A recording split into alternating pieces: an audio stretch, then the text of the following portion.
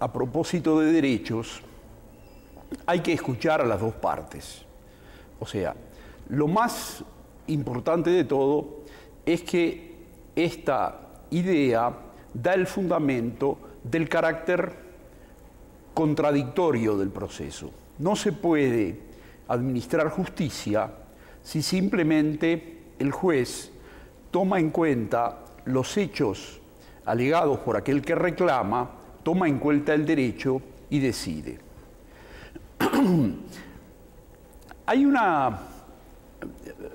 un famoso pasaje que aparece en Plutarco, en el libro sobre las contradicciones de los sofistas, donde justamente el filósofo estoico Zenón hacía una argumentación en contra de la obligación del juez de tener que escuchar a ambas partes. Y Zenón decía, escuchar a ambas partes no tiene sentido. ¿Por qué?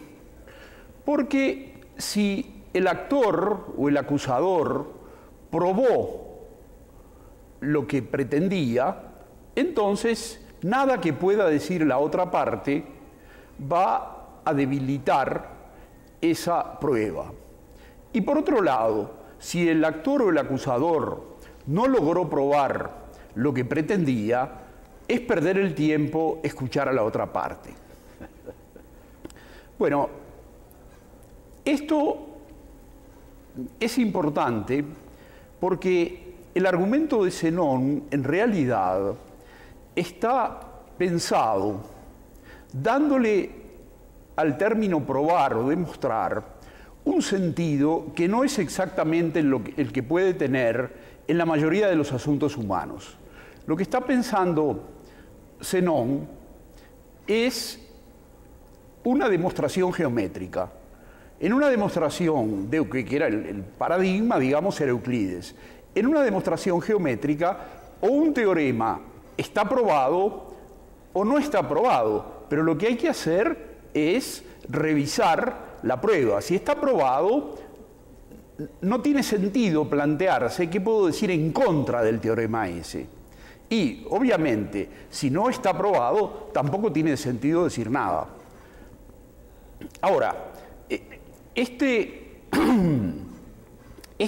principio, o este brocardo que recoge ese principio, lo hace pensar a uno en la diferencia que hay entre justamente las argumentaciones o los razonamientos que hace el geómetra y los razonamientos que hacemos en los asuntos cotidianos.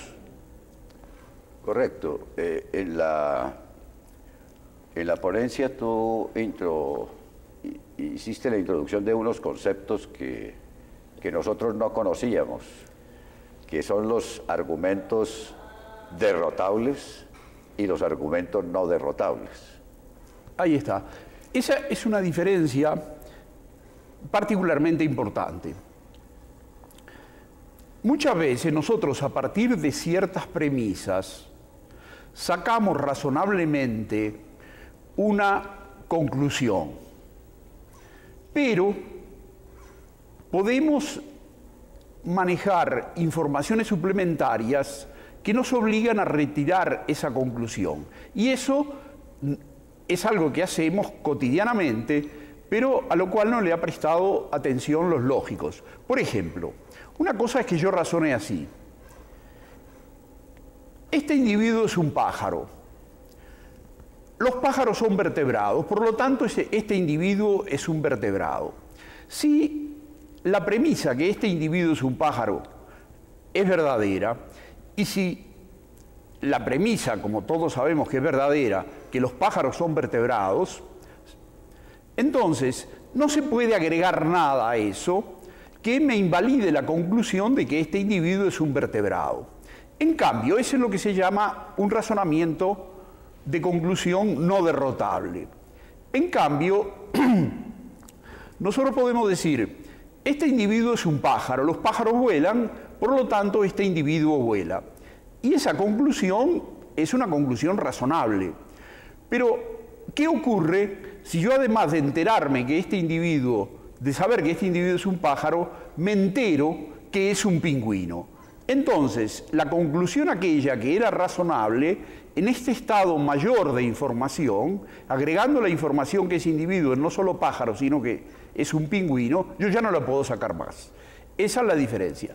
Y en nuestra vida cotidiana, la gran mayoría de las inferencias que nosotros hacemos tiene este carácter no derrotable. Derrotable. Perdón, derrotable. Sí. Derrotable. Bueno, esto me parece una aclaración excelente para nosotros, los que nos interesamos en la teoría de la argumentación, pero también para nuestro público. Yo quisiera que nos completara la reflexión sobre esta distinción de argumentos no derrotables y derrotables, con otro ensayo que tú escribiste sobre Perelman y la carga de la prueba. Sí, una de las ideas filosóficas fundamentales de Perelman, de las actitudes filosóficas fundamentales de Perelman, es el rechazo de la actitud cartesiana que se puede y que es metodológicamente adecuado, dudar de todo. Perelman sostiene que la duda total que planteaba Descartes es imposible, que para dudar siempre hay que apoyarse en algo en lo que no se duda. Eso hace que normalmente cuando se plantea una discusión, la situación de ambas partes no sea simétrica. El que plantea la duda en realidad está modificando una situación previa de acuerdo. Y entonces el que plantea la duda tiene que hacer dos cosas. Por un lado, tiene que justificar por qué plantea ese desacuerdo. Y en segundo lugar, tiene que proponer cómo restablecer de alguna manera el acuerdo. Y esto es lo que de algún modo recoge la idea esa de Perelman de reconocer que en las discusiones y en las argumentaciones no siempre las partes están en posiciones simétricas. Hay alguien que, digamos así, si la argumentación fracasa,